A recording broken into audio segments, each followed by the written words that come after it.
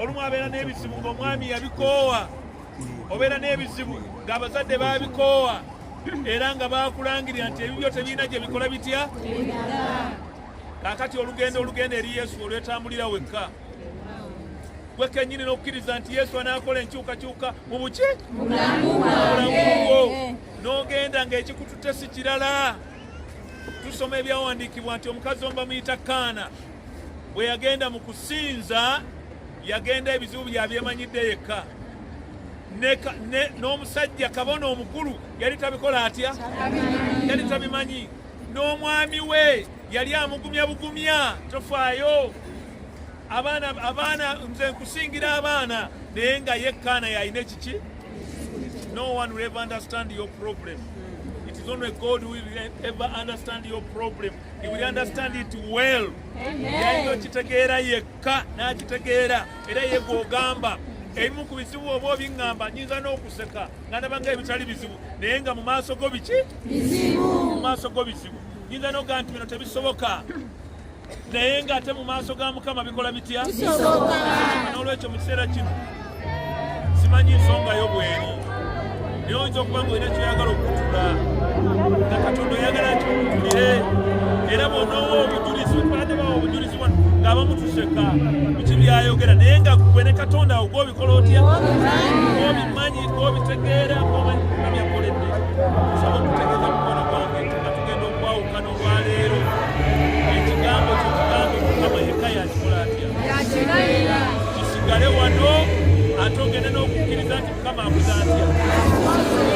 agenda akangulula, ajja kukola ku bizibu byo, ajja kuwa ttaaki ey'enjawulo kubanga yakitegeera ate ko yekka yakutegeera, yakukola yakumanyi. Nawe omusanyufu n'essanyu lyensanyuka mu mutima okubeera nga nange nsuubasuuba bategeera Katonda. Omusanyufu okulaba ng'omutwe mukube mukuba naye ng'agamba Yesu jangu. N'abatumaduma n'olwekyo osaba okubategeeza namukkiriza mutegeeze ebizibu byo kubanga abimanyi, gwe kennyini yogera naki onekutubirimu onekutuka naye ensonga zazimanyi bekulangayinza okuba nga tazimanyi, taata wayinza okuba nga tazimanyi, bali mwana wayinza okuba nga tazimanyi. Mukyalo omusi genda kwerabira yaliko tutumisi kyawala okuba wano, yalina obuzibu bwe yali alonze yazaalibwa bamugamba nti yazaalibwa n'omusota, naye lumu bwe yali ali mu kusaba okw'enjawulo awona ekigambo kino, bali bana bamugamba nti byokola tebirina makulu, genda eka otereeza ebintu, naye n'agamba nti otereeza n'ani, era Katonda n'amutereeza. Olwekitereeza ensonga yo n'ani, kyetugamba nti omunaku amunaku asobola tubasegezaani tegeeza Yesu asomaganyabo kusaagaliza obulamu bw'emirembe 2025 ine ensonga lwaki tetugendanga luba lujjudde ebintu ebirala bingi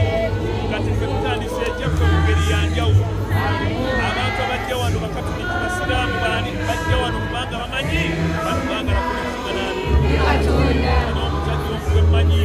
musajja ono Museveni ebbanga lyonna yabeera obubisi era wenteeka naye naye banyongereyo akanene era yamuyigiriza okusaba yali mukafiri era n'amugamba nti omusumba wange ansabira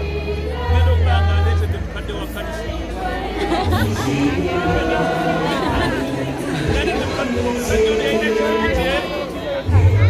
omusajja ono mukadde yalina ekizibu kye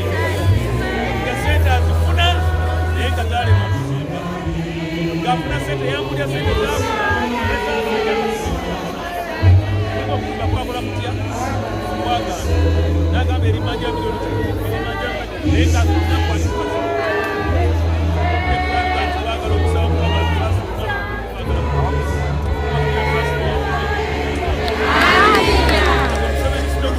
Museveni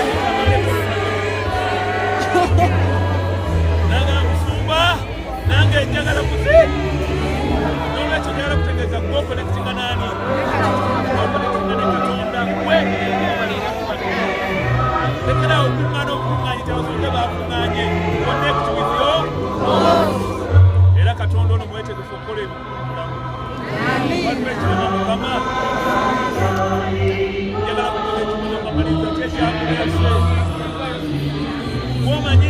webuuza ki ekyakuleese oyinza okubanga kwotegeka butegesi naye njagala abategezi wabwabantu abaliwakwatako ebyakola abantu baali wano tebazaala ne bazaala bangi webajulira katunaga nti Mukama Katonda oli w'amaki bamulabako bamanyi byakola n'olwekyo Katonda akola ebyamakulu ebyamaanyi ne Katonda gwe tubamumira nebaga Katonda okubeera omukwasula abatalina bye tukozesa birala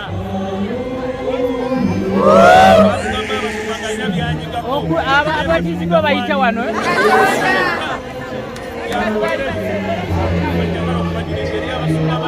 naye ayagala akwemalize masula okumalamu buli kaseera n'okola otya ase omulimu gwaffe kunekisinga boonoonyiraani eka yakola ku nsimu byabwe